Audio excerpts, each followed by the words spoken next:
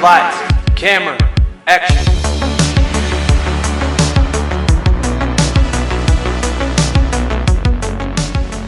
Hey everybody, welcome back to the podcast. Hello. So glad to have you guys here with us. Episode 1, we covered Iron Man. If you haven't listened to that, go give it a listen. And today, we're going to be covering another great movie. One of my favorite movies, Pirates of the Caribbean, Curse of the Black Pearl. Yes. So, John, do you want me to just jump right into details about the movie? Yeah, let's do it. All right. So, some details about the film itself. It was released June 28th, 2003. That is almost exactly 20 years ago, which is crazy to think about. That makes it older than your sister. Yes. So the director, I apologize if I mispronounce the name. How do you pronounce his first name? It's Gore Verbinski. Oh, it is Gore. Okay. I Yeah. didn't know if it. Yep. Okay. Yeah. Okay. Gore Verbinski. Starring Johnny Depp, Keira Knightley, Orlando Bloom, and Jeffrey Rush. Distributed by Walt Disney Pictures. Runtime of 2 hours and 23 minutes. Rated PG-13. Its budget was $140 million, and it way surpassed that, making $654.3 million. Nice. And this is back in 2003. So, I mean, you count for inflation, probably closer to smooth billion. Mm-hmm. Awesome. Okay, cool. Well, we're still figuring out the podcast. Obviously, this is only our second episode. We're probably going to structure things similarly, but not the exact same. So what are we thinking? Are we going to do fun facts? Sure, I can do a few and Yeah. then do some later too, kind of like we did last time. Okay, cool. Okay, so let's kind of just bounce some back and forth because I know you have some too. So, yes, I do have some, but a lot of mine, I would say, are intertwined in like the production details. Oh, so you're gonna like sprinkle them throughout while we So go? I don't know. We're just gonna wing it. We'll figure it out. Okay. All right. Well, I'll just start then. Okay. So first one that I have is that Disney thought about releasing this movie just directly to DVD, Yes. skipping over showing it in the movie theaters. And they also kind of had a different idea for the actors based on which direction they went, because Yeah. like one way, like if they were going to go the theater route, which they ended up doing, they were thinking about, like Johnny Depp obviously, but then they also, another like really strong runner up was Matthew McConaughey. Yeah. But if they went the DVD route, again, I'm probably going to pronounce this name wrong, but they thought about having Jack Sparrow played by Cary Elwes. Is that how you say his name? I'm pretty Elwes? sure. Yeah. He's people would know him from like The Princess Bride, I believe, and Mm-hmm. I'm blanking on other movies he's in, but yeah. Do you know why Carrie? It might be Elves. Elves. I don't know. Yeah. I don't know. We're making fools of ourselves. Do you know why Carrie was chosen? Or no. Matthew McConaughey. Why he was one of the runner-up? No. Because Matthew McConaughey closely resembled Burt Lancaster. And like Burt Lancaster probably doesn't mean anything to people our age. He was an actor back in the old days. Like he was born in 1913, like to give you perspective. But they were thinking Matthew McConaughey because he resembled Burt Lancaster, who had been the script's source of inspiration at that point in time. They ended up taking the character of Jack Sparrow a very different direction, but at that point in time, they were kind of thinking along those lines. Well, kind of on the same note, there were lots of other actors considered, and I know that John researched some of this too. Yeah. So I can just, do you want to list them off or do you want me to? Now, let's save some of the other actors for the production details when we get there. Okay. Because I've got some of those listed out.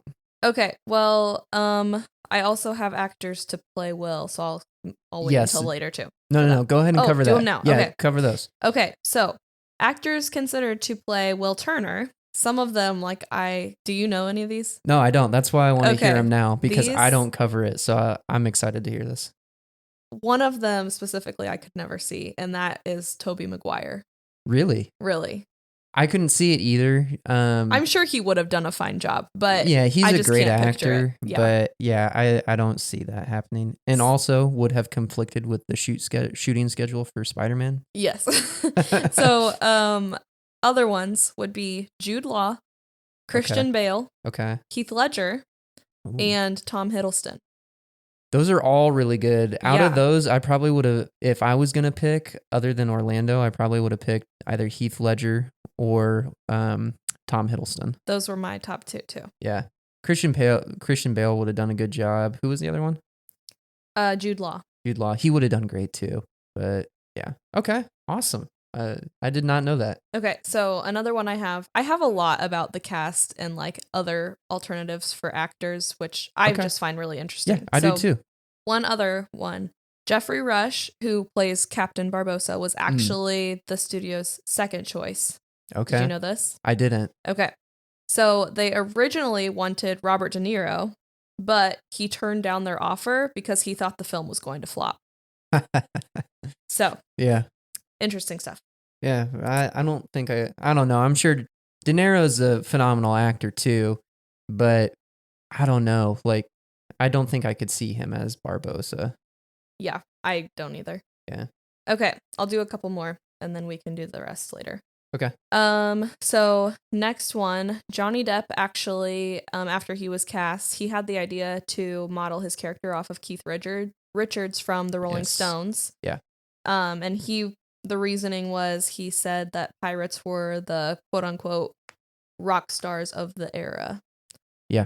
And then another fact is that So Sorry, No, going you're backwards. good. So on that note, the inspiration for Jack Sparrow, once Johnny was cast, he took it upon himself to base it upon Keith Richards. That was not a studio decision. Mhm. But well, obviously Johnny Depp, he's a big music guy too. Outside of his acting career, he professionally has toured and plays guitar very well. So that's kind of an interest of his own. But not only did he base his physical appearance somewhat off of Keith Richards, wearing the eyeliner and kind of the having some of the stripes and stuff like that, and some of his the cloths that are around his waist and whatnot. But also his accent, he changed it, but he thought having a weird accent would go well with the character, which actually took the studio off guard. During table reads, the very first one, they were not expecting Johnny to have that accent, but they loved it. They thought that it fit the character well, and so they ran with it. So my last one for now, I have a couple more that we can do later, but kind of going off of how the movie way surpassed expectations. Originally, lots of people thought this was going to flop, just going back to which I didn't know this, but this movie was actually based off of the ride at Disney. John taught me that when we were watching. I always thought that the ride was based off the movie. Yeah. But they had a different movie based off a ride first, and that was so I'm going to cover that in the production details. okay. Maybe we Yeah. should talk about what we're gonna say before we start next This time. way the podcast is more authentic. Yeah, okay. Yeah. But anyways, everybody was nervous that this one was going to flop. But as I said before, it made $654 million, and it was Pirates of the Caribbean was the top movie internationally for 7 straight weeks. So it was Wow, 7, that's almost 2 months. Yeah, so not a flop as it was expected to be.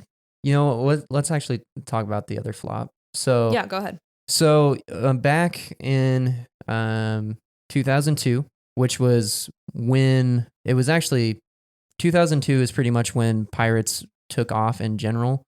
And I'll talk about that a little bit more here in a minute. But so Pirates of the Caribbean, as Emily said, is based off of a ride, which was one of Walt Disney's original like ideas for the park. But it was not Disney's first movie that they made based on a ride. It was their second.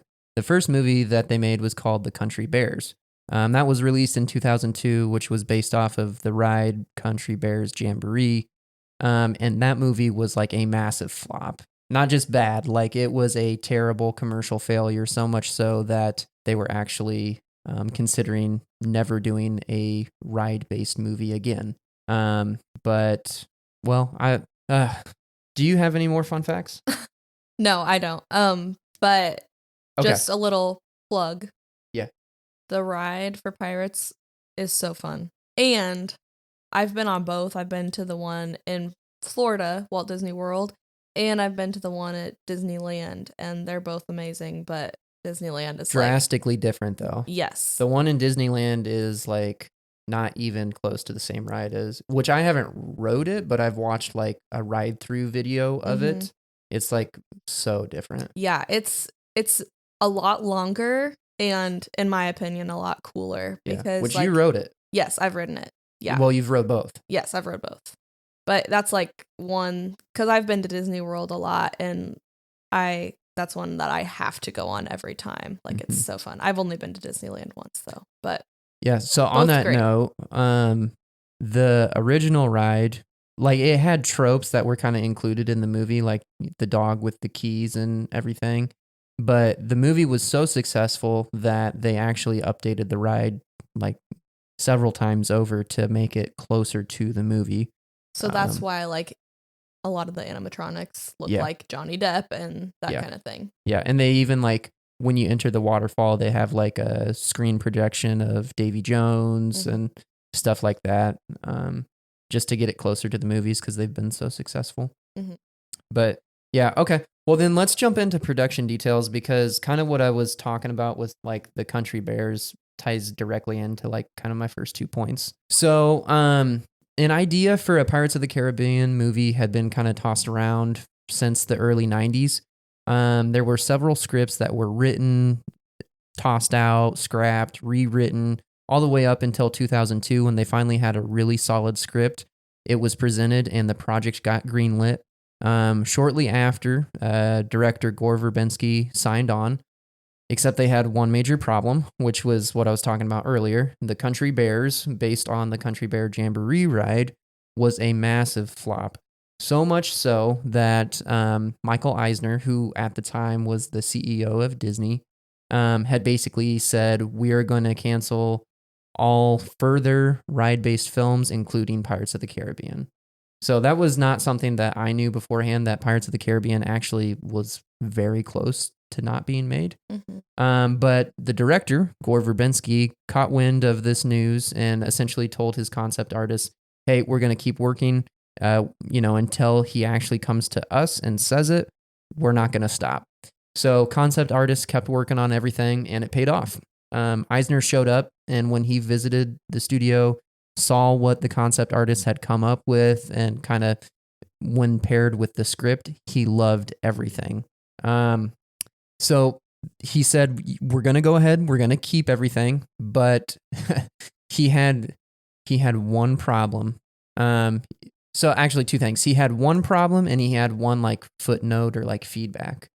He asked Gore, he said, why does the movie have to be so expensive? Why is the budget so high? And Gore Verbinski told him, because your competition is spending $150 million, which, what'd you say the budget was?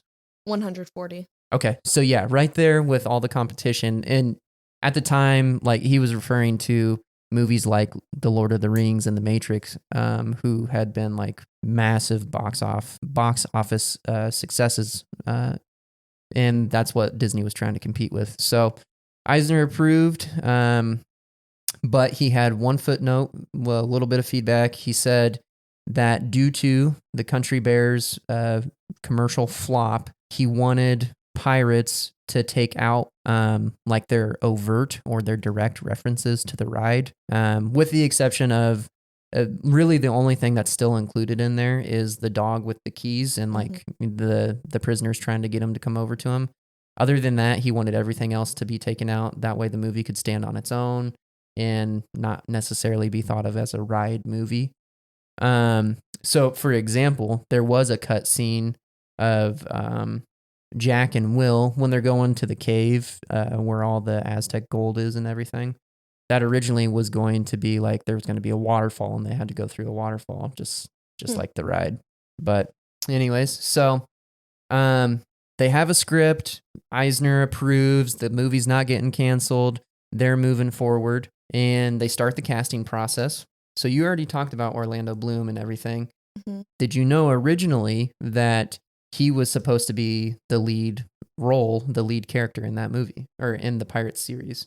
I did not. I mean, he still kind of is. Like him and Keira Knightley together are like a role in and of themselves, as well as Johnny Depp's Jack Sparrow.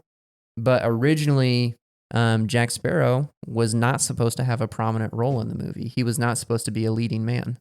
Interesting. No, I didn't know that. Yeah, so he was like he was present. He was part of the group, and he was like more important than all the side characters. But they really only wanted him to be just kind of like a more like comedy relief, just kind of like he's kind of gonna be a goofy side character who will lighten the mood, but he's not the leading man. So some of the names tossed around in the early casting process was, you said, Matthew McConaughey. Mm-hmm.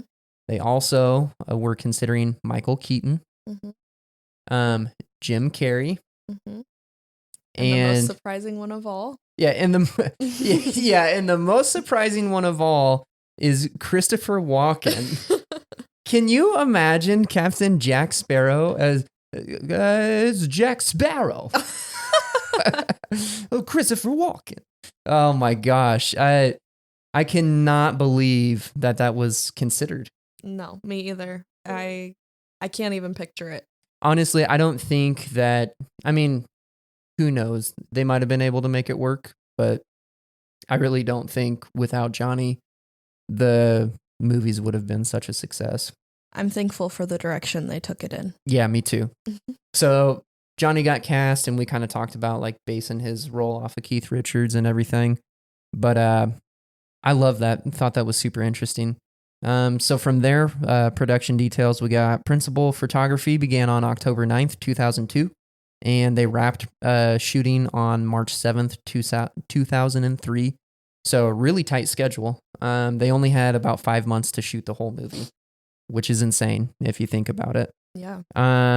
Most of the filming was done on the island of St. Vincent in the Caribbean. So they were actually in the Caribbean shooting the movie. And they chose the island of St. Vincent because it was the quietest island they could find. So you have a beach or island where they're shooting all the land scenes, and the crew took time to build like all of Port Royal that you see. They actually built that. That was a real set piece on the beach in the Caribbean. They also took time to build ships. So you have the Black Pearl, the Dauntless, and the Interceptor. Those are the three main ships of the movie, the Black Pearl being the pirate ship, the Dauntless and the Interceptor being ships of the Royal Navy. The Dauntless is, according to the movie and characters in the movie, it is the pride of the Royal Navy. It's like their most notable ship. And the Interceptor is the Royal Navy's fastest ship. So the Black Pearl and the Dauntless were both built on top of a barge. So, like, have you seen a barge before? Mm-hmm. Okay. Yeah. So like a really, really big flat ship. Those ships were built on top of that. With the exception of like kind of the middle chunk of the ship was not there. So it's actually, if you Google it, take time to Google it, listeners, audience. What like the ships looked like, because it looks really cool sitting on top of the barge. There's just this gigantic hole where you can see the barge, but everything on top of it is legit. It's a real ship. And so obviously all those holes were replaced with CGI to give a convincing ship. However, the Interceptor was 100% a real floating sailing ship on its own. That's cool. Yeah, so it's a replica of the Lady Washington, which is like an old timey naval ship back in the day. So the production, I don't know if they bought one or they rented one. It didn't say, but they got a Lady Washington, and they like repainted it to make it look like how they wanted, and then like restored it to how it was after the movie was over. But the majority of the ship filming was done on a dock that the crew built in St. Vincent. But they did take all 3 ships out to open sea for a total of six days. So then this is like a little bit on the post-production side of things. But due to the super tight and short filming schedule, Industrial Lights and Magic, or otherwise known as ILM, started visual effects work. They started visual effects work immediately. So pretty much as soon as the movie was announced, greenlit, Eisner said, we're going to stay with it. We're not canceling it. And they started principal photography. ILM started doing all the CGI shots because they only had 5 months and the movie was releasing the next year. So quick question. Do you know what ILM is? No, do they just do CGI and things? So they do. Total sidebar here, but ILM is the production company that George Lucas founded when he was making the original Star Wars. Oh. Yeah, so the very first Star Wars movie, obviously known for how it completely changed the visual effects industry because it did stuff that no other movie was doing at the time. That was all done by George Lucas, who created ILM.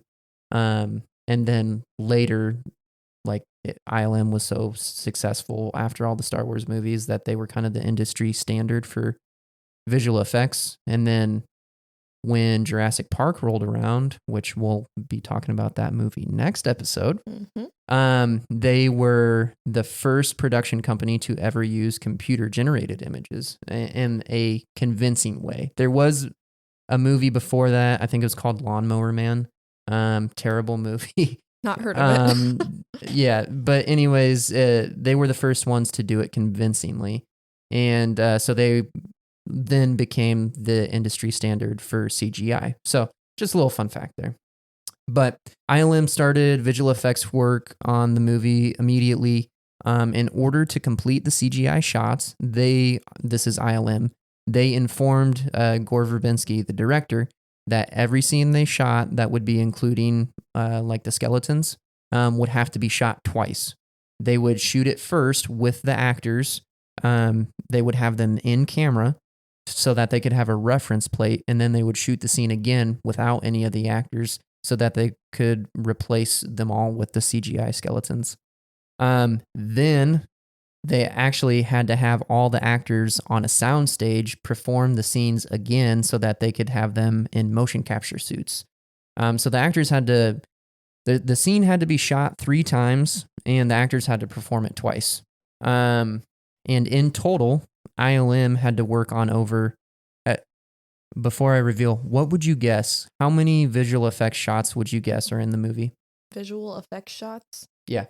I'm sure a ton. I don't even know. I feel like it'd be astronomically high. Take a guess. Just like shots, like individual shots? Yeah, like how many shots that they had to work on? In the hundreds? Yes. 200s? You guessing 200? Yeah. Or more. They had over 600 VFX shots. Wow. And of the 600 VFX shots, 250 of them were dedicated to purely removing sailboats that were in the background. Wow. Yeah. Because obviously, like, if you're shooting in public, you can close a street or something like that, but you can't close the ocean. So there were, random sailboats out. And so they had over 250 shots that they were just painting them out. Interesting. Yeah. So that's all I have for production details. Any more fun facts you want to cover? Sure. I have, one of them you kind of stole, but okay. It's okay. So the one that you stole was just that parts of the movie was actually filmed. Sorry. parts of the movie were actually filmed in the Caribbean. So, one thing that I will add to that, though, since you already said that part, Mm-hmm. was they had to take boats there, obviously, to film. Yeah. And during a night shoot, one boat that they were taking out was carrying Keira Knightley and her mom.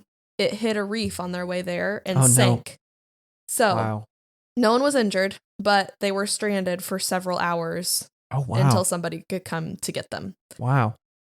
So from that point on, they shot all of the night scenes in a studio instead of on the islands. Yeah. So that one, and then the second one was that Verbinski actually did not like the title the subtitle Curse of the Black Pearl, Really? because it wasn't the Black Pearl that was cursed. It Oh, was true. the Aztec gold. True. Ultimately, obviously, he went along with it because that's the name of the movie, but he asked that the title be obscured on like any movie posters. Really? Yeah. Huh. I did not know that. Yeah, that's all I got. Okay, cool.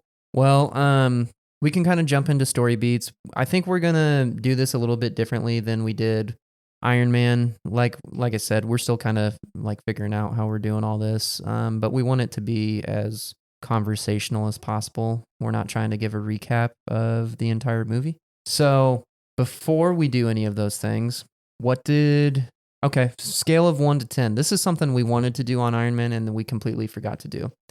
How would you rate this movie? Or would you prefer to do like a Rotten Tomatoes score, which would be 1 to 100%? How would you score this? Let's do 1 to 100%. Okay. I mean, it's so good. Yeah. I'd give it like a 89. Ooh, that's exactly what I was going to say. Oh, really? Yeah, I was going to say 89, but I'll say 89 and a half just since you said 89. Okay, cool. Well, yeah, I really like this movie too. One of my favorites. I think it's my favorite out of the series. What would you say? I agree, yeah. Yeah. Who was your favorite character in the movie? Oh, I don't know. Honestly, I feel like it's cliche to say, but Jack Sparrow. Yeah, I mean, he's most people's favorite. Yeah. He is not my favorite. Really? Yeah.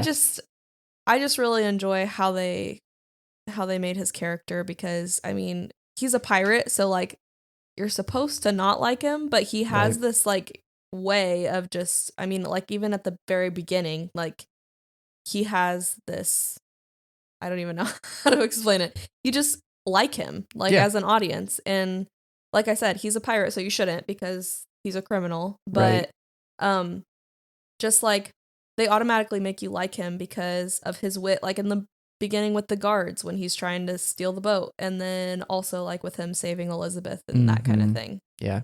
Yeah. I would say he's probably my second favorite character. Which I think it goes without saying. Obviously, like we already said, like I don't think we would have a Pirates of the Caribbean series or franchise without Johnny Depp. He's what made those movies great. But at least for this movie, he is not my favorite character. Can you guess who my favorite character is? Is it Barbossa? Yes, it is 100% Captain Barbossa. And I know that he's the movie's bad guy and whatever, but he's a good guy in later movies, or I guess a relative good guy because he's a pirate. But yes, Captain Barbossa is 100% my favorite character in the movie, and I would attribute all of that to Jeffrey Rush's performance. I mean, just a standout performance, similar to how Johnny Depp did a phenomenal job. But they're playing two different characters. Johnny Depp's character is a super intelligent, super witty, and comedic character, while Barbossa is a really cunning and serious. I don't know what other words I'd use to describe him, but it's just, I think there's a lot of sadness that his character carries as well, that that Jeffrey Rush conveys throughout the movie really, really well. And I don't know, there's just something about him. He's a standout character in the movie for me. Okay, cool. Well, I'll let you just take the lead. What do you want to talk about? Parts that you liked or parts that you disliked? Either or, just go for it. Well, I don't really know that I had a ton that I didn't like, and if I did, I didn't write any down. Yeah, I don't think I wrote anything down So- that I didn't like. Let's do parts we liked. Okay, so I mean, I just wrote like scenes down. Is that what Yeah. you did? More or less. Okay, so I honestly really like the opening scene itself, just like Mhm. just kind of showing how Elizabeth Swann is curious and fascinated with pirates. Yeah, you're talking about when she's like a little kid. Right. The very opening Yes. scene. Yeah. Yeah. Uh-huh. And I mean, I also like how they kind of continued that when it flashes forward to her as grown. Yeah. So yeah, that's my first one in the movie that I really enjoyed. Yeah. One of the major I don't know what you'd say, credits or like one of the things I'd praise the movie for is that pretty much every scene in the movie tells a story. Mhm. Like just like you said. So we have the opening scene. We have Elizabeth as a young girl who's she's actually singing a pirate song on the Mhm. water, and that's when Mr. Gibbs comes up and is like, you know, it's bad luck to be singing that. Don't be doing that, blah blah blah. And then we get a young Will Turner that washes up. But that's like the primary thread that's going on there is that Elizabeth has some sort of curiosity about pirates, Mhm. and that we get introduced to basically a boy that was he was on a boat that was destroyed, and at least Mr. Gibbs assumes that it was from pirates, Mhm. and that's it. That's like what we know. That that's the important things to take away from that scene. Mhm. But the subtext, like in like Mr. Gibbs, we learn that he's like very superstitious in, you know, it's bad luck to be singing those songs out here Mhm. on the seas. And then like through the acting, like the young Elizabeth Swann pulls the necklace, the Aztec gold, Mhm. pulls that off of Will while he's asleep, but it doesn't stop there. She hides it and doesn't let him know that he took it or that she took it. And you know, as far as we know, Will doesn't even know that he had it. And she keeps that a secret as we learn further in the movie. So just in that regard, like there's more going on than just the dialogue. Right. Then there's even more going on than just like the actions. There's a lot of setup pretty much in every single scene. And there's, I wouldn't say really any throwaway details. Mhm. Things that happen in the movie that are minor, like when they happen, are brought back up. And they play a major role. So yeah. Right. They do a good job of like piquing the viewer's curiosity, I think, and just like really getting you in it at the very beginning. Yeah, I agree. What was your next part that you really liked? Okay. So one thing that is huge, skipping forward here a little bit. Well, actually, I'll backtrack. I don't have it written down, but I know it, and I want to cover it. So when we first get introduced to Jack Sparrow, Mm-hmm. that is one of my favorite scenes in most like just movies in general. Mm-hmm. For one reason, it tells us everything we need to know about Jack and his character in general. But it does it in such like a way that I don't know what I'm trying to say, but what I like about it is that it shows us everything. It's Mhm. not telling us the stuff about Jack. Show don't tell. It's going to be a running theme in every movie because that's how you should write a movie. Mm-hmm. It shows us what we need to know about Jack. But it's also super cool to see things that we learn about his character later in the movie, like that he clearly doesn't know what he's doing. He's just kind of reacting in a smart way to situations, and he's doing it convincingly. But like in this opening scene, Jack comes in with all that heroic, noble music playing, and he's on this boat, and then it pans out and the boat's sinking. Mm-hmm. Well, you know, he kind of gets a bucket and starts throwing water out, whatever. But then as it continues on, the boat sinks exactly as he's landing at the dock so that he can walk straight off the bird's nest onto the dock without missing a beat. Mm-hmm. As if Jack planned that, Right. but he didn't plan that. Mm-hmm. So just things like that, like that's everything you need to know about Jack, that he's, well, also on that scene, as he passes the rock that has the skeletons hanging, and it has a sign like "Ye be warned," and it says something about pirates. He takes off his hat and he puts it on his chest, showing that, yeah, he's a pirate and he's not a good guy, so to speak, because he's a criminal, but he has respect for his brothers, the other pirates. He values them in their lives and is willing to show that respect. Right. So yeah, after that, I'm moving forward a little bit. Jack is at Port Royal, and Elizabeth faints because of the corset that her father bought her. She ends up fainting, falling into the water. Jack jumps into the water, rescues her, rips the corset off. But when Elizabeth falls into the water, one thing I love here, because the filmmakers did not have to do this, but they did it anyways. When she falls in the water, the necklace, the Aztec gold that she's wearing, you see like a shock wave, I guess, like a big, you see like two ripples in the water, and it's not just like tiny, like they're massive. And what that is telling us, we learn later in the film that what the was doing was the Aztec gold was calling to the pirates, but it really, it kind of alleviates the movie of being criticized for a plot hole. Right. So it's like, okay, Elizabeth has had this Aztec gold for 10 years, I think they say. So she's had it for 10 years and it calls to the pirates. Why did they never come and get it before? Right.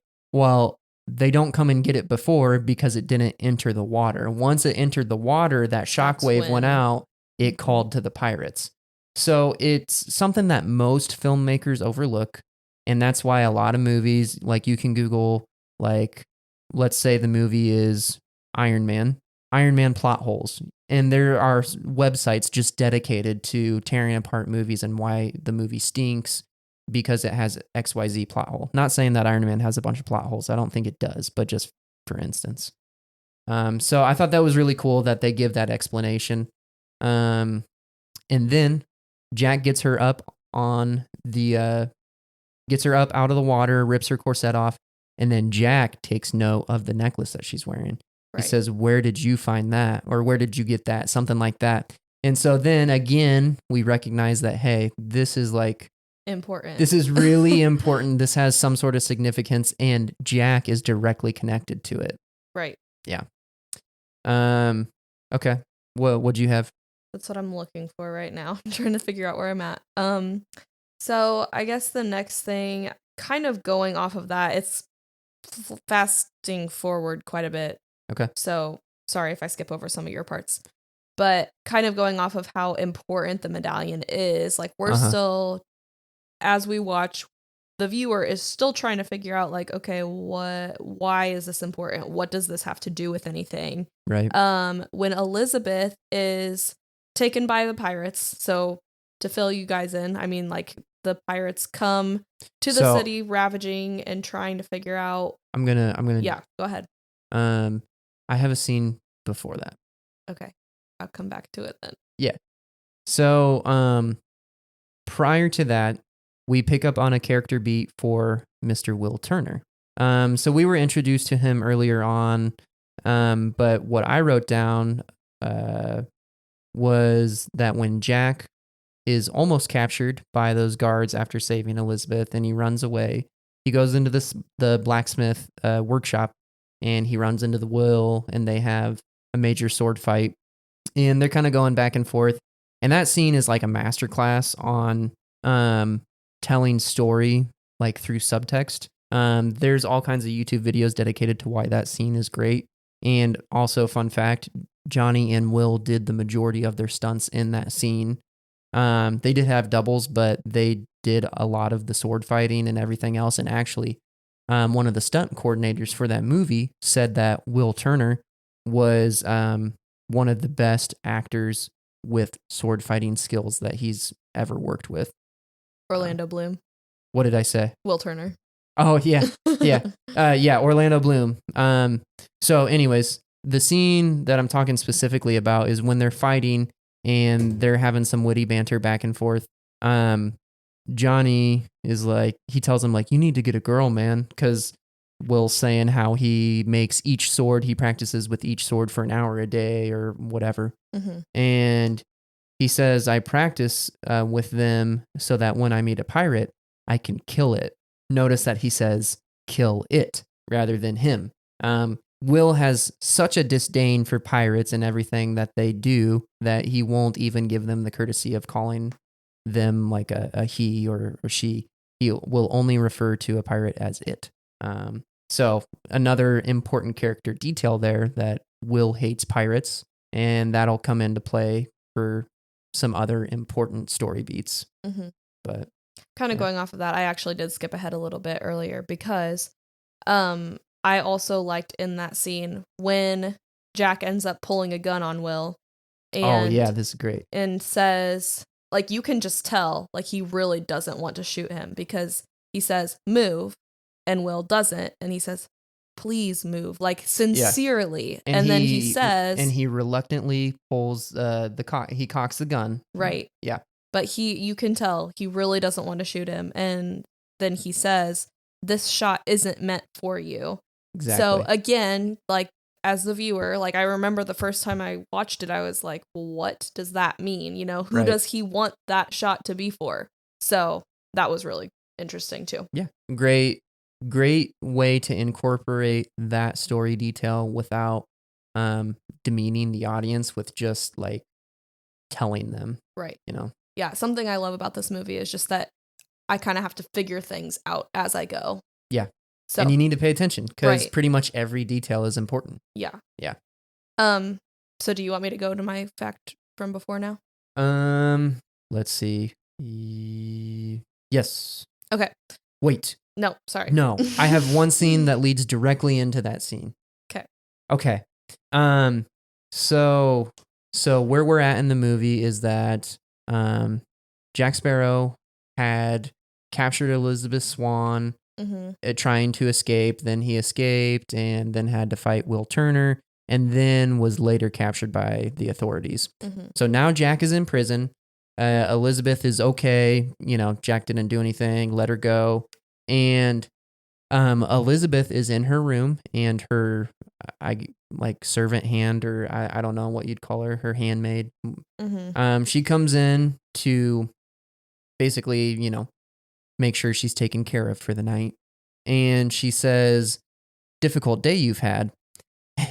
And Elizabeth says, oh yes, I wasn't expecting the Commodore to propose. And completely leaving out the fact that she almost died. Yeah, exactly. That she was held hostage by a pirate. And the handmaid's like, oh, I meant the pirate. And Elizabeth says, oh, yes. Terrible. Like, she leaves this big pause. She's very reluctant. You can tell that, like, she really maybe liked the sense of adventure that the being captured by a pirate brought. And just the idea that, like, her colonial life maybe isn't what she likes. And those are important character building details for the rest of the movie. But it's very subtle there. And honestly, I didn't even notice until we watched it this week for research. But just an important character detail right there. I think it also alludes to how much she really doesn't want to marry the Commodore too. Well, yeah, definitely. I mean, yeah. Yeah. So, fast forwarding a bit, Elizabeth does end up getting captured by Barbossa's crew because the pirates did get that signal in the water, and so now they're looking for that, what would you call it, medallion kind of thing? Yeah, well, I mean, it's a coin that's been made into a medallion. Yeah. So, yeah, all the pirates show up at Port Royal, and but they're not skeletons because the clouds are covering the moonlight. So to the audience's knowledge, these are just bad guy pirates. Right. They show up and they do capture Elizabeth. But one important detail that I wrote down in that is that she knows parlay. Yes. Why would she know parlay? Has to be her fascination with pirates. Exactly. That's the only explanation, is that she knows pirate history, pirate code, I mean, she even starts reciting the history to Barbosa once she is captured on the Black Pearl. But again, just another subtle detail that the character of Elizabeth is just fascinated with pirates, and she's taken time to familiarize herself with them. Yeah. So when she's on the boat, Barbosa and the rest of the crew is trying to get that medallion from her, and Mhm. then she kind of tries to trick them a little bit. She takes it off and she says, because they're acting like it's not of any importance, but she can kind of tell that they want it. Mhm. So she says, okay, well, if it's not that important, I'm just gonna get rid of it then.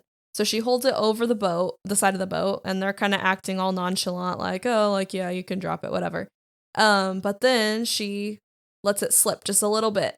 And then that's when they all like start to kind of freak out. So Mhm. that's when she knows, oh, okay, so this is what you want. Yeah. And then the viewers again get that sense of, okay, this is important. What does this do? What is Yeah. so crazy about Majorly it? significant because Right. the bad guys were freaked out. Yeah. And then Captain Barbosa asks her, he says, "What is your name?" Yes. Yeah.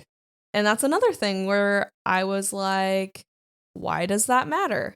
And so she says Elizabeth, hesitates a little bit, and then Turner. Yes. So then So you she- can kind of see on the pirates' faces, Turner, okay. Yeah. So go ahead. Well, I'm just agreeing with you. Oh, That, okay. yeah, like she's important. And I don't know if it's in this scene or if it's later, but someone says she's of the right age. Yes.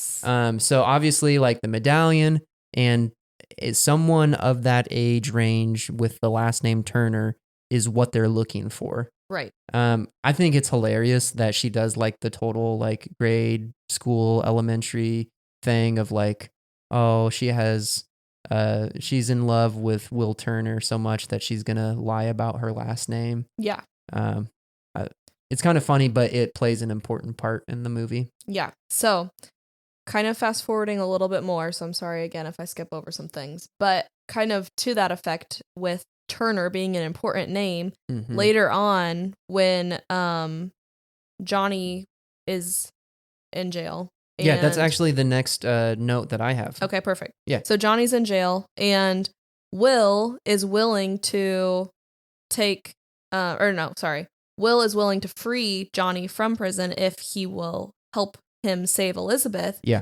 And Johnny isn't really willing to help him until he hears Will's last name too. Yeah, and I should have wrote what the setup was, but Johnny subtly asks about his father. I think he says something to the effect of, "Will, I assume that's short for William," and Right. Will says, Named after your father.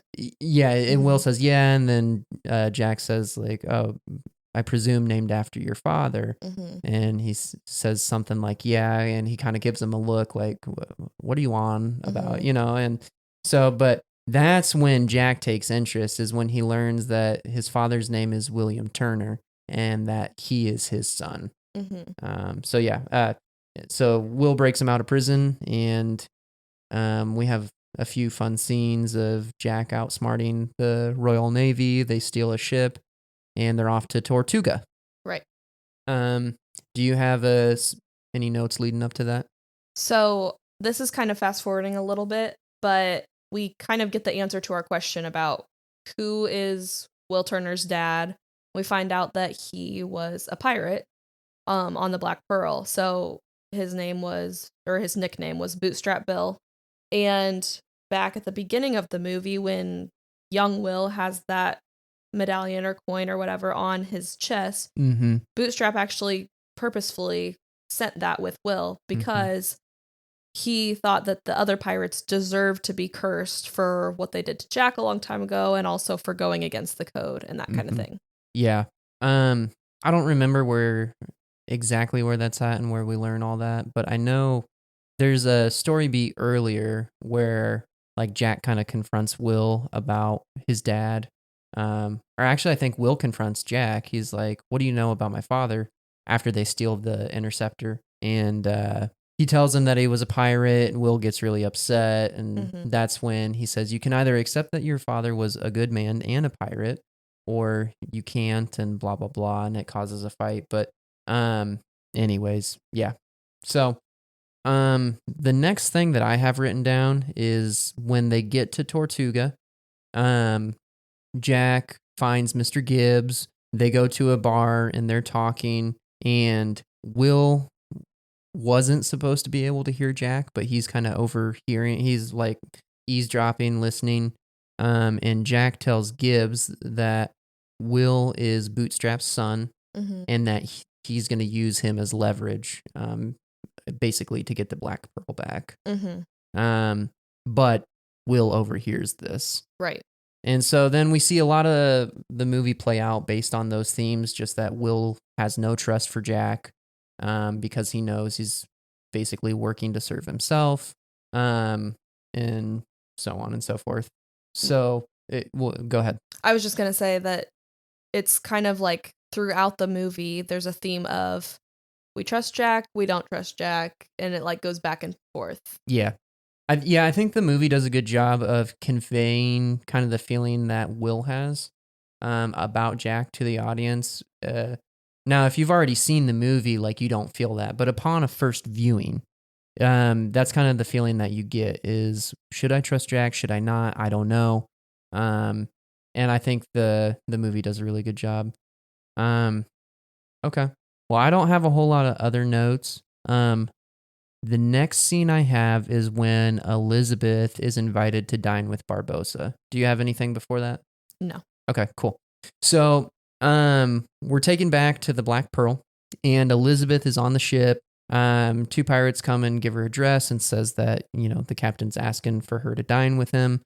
So she puts the dress on, goes down, and we have this really almost uncomfortable scene where Elizabeth is eating, and Barbossa just keeps pushing food on her.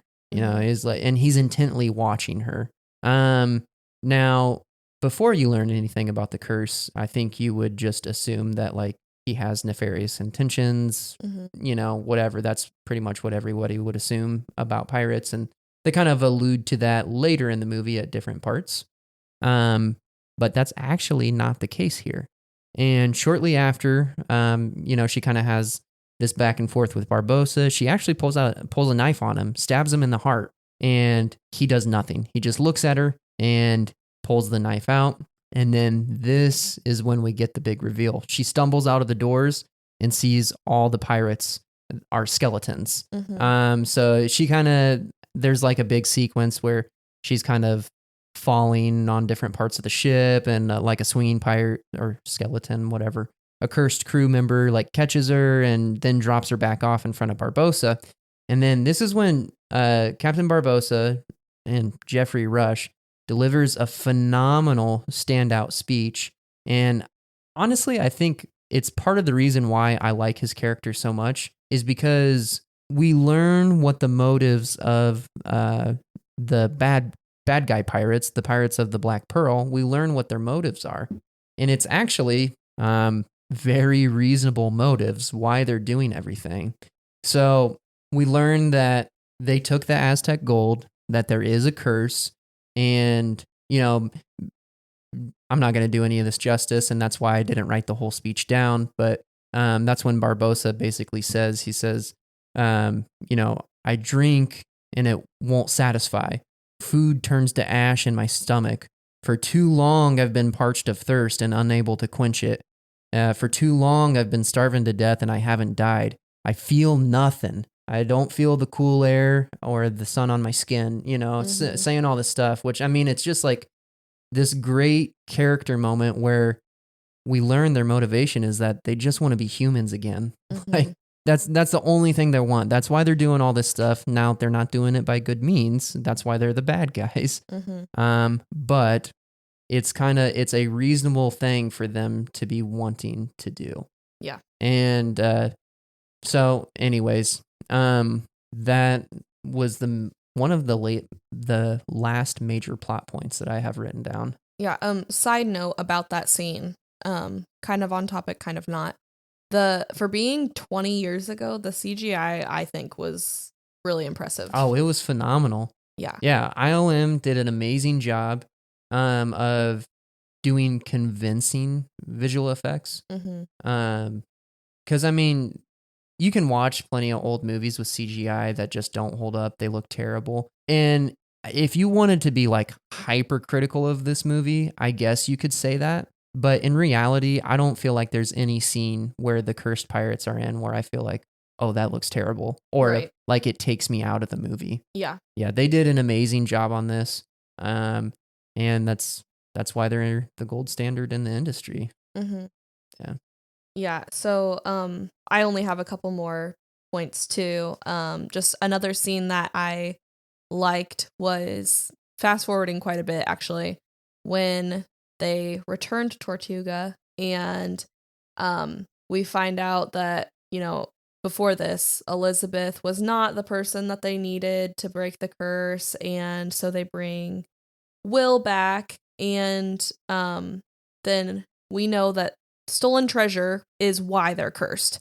So Jack secretly Yeah. sneaks a little coin in his sleeve. Yeah, he does a little bit of sleight of hand. Yes. Yeah. So that he's now cursed, but he uses this to his advantage later on when Barbossa tries to kill him and realizes that, oh, I can't kill him because he's cursed too now. Yeah. Well, and what Jack is doing and why he did that was just to buy them time, because he, as Jack always does, weaves a plan together on, the spur of the moment. He's kind of figuring things out as he goes. He's able to get the Royal Navy to take him and Elizabeth to where the pirates are, Isla de Muerta, where all the cursed Aztec gold is.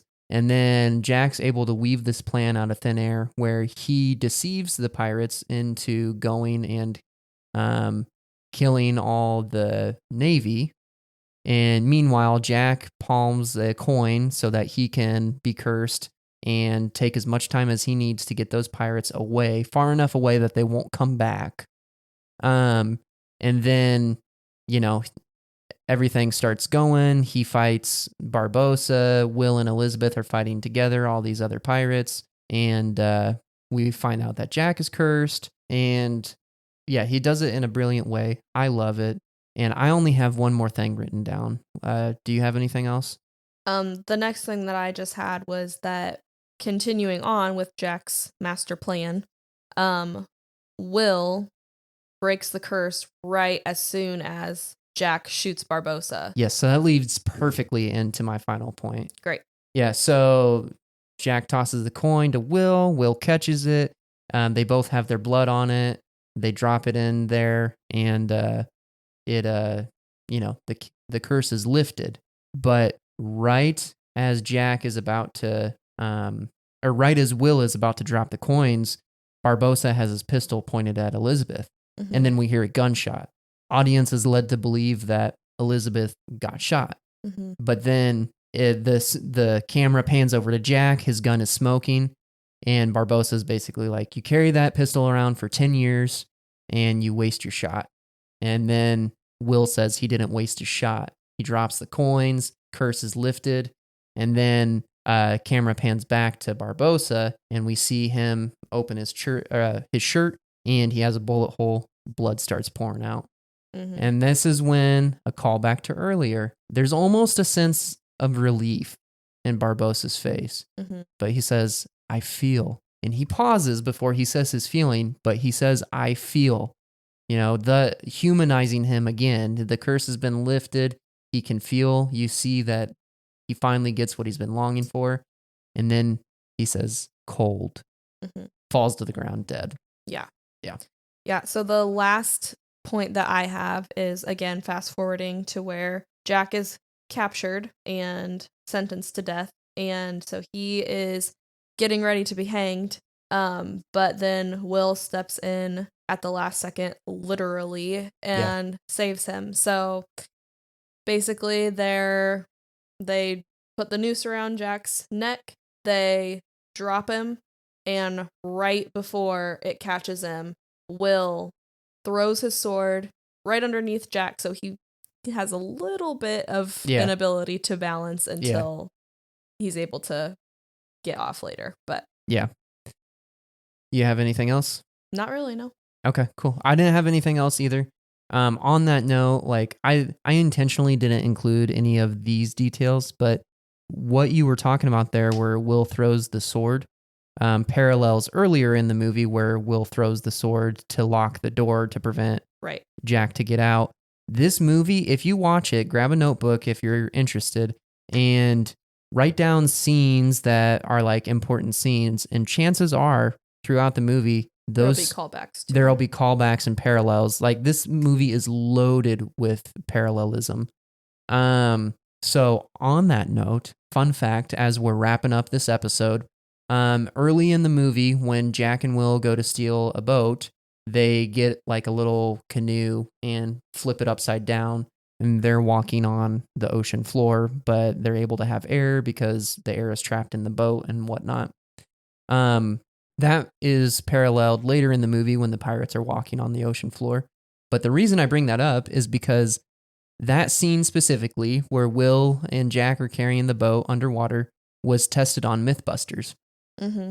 And wouldn't you know it, that is absolutely impossible. So they tested it under, the theory that like, could you actually hold a boat underwater like that, be able to breathe and walk? Theoretically, you could if you were like the Hulk. But the problem is that between the water pressure and air wanting to escape, and because air always will take energy in general wants to take the path of least resistance. And in this case, that would be up to get to other air. The air that's trapped under that boat, there would be so much pressure that if you were like magically teleported onto the ocean floor while holding a boat, your arms would be ripped off. So just a little fun fact there. The Mythbusters tested that. It's absolutely impossible, but we don't care about that. This is just a fun movie. Yes. So, okay, awesome. Well, that's episode 2. Thank you guys so much for joining us and for listening. You can look forward to next week's episode. We're going to be covering 2 movies, actually. Jurassic Park versus Jurassic World. Yep. So we're super excited about that. We're going to be, it'll be structured a little bit different because we'll be comparing them. But you can look forward to that. If you liked what you heard, let us know. We're going to keep figuring this out as we go. So if you have feedback, suggestions, leave a comment, send us a message, whatever. But thanks for listening. Bye, guys. See you next time.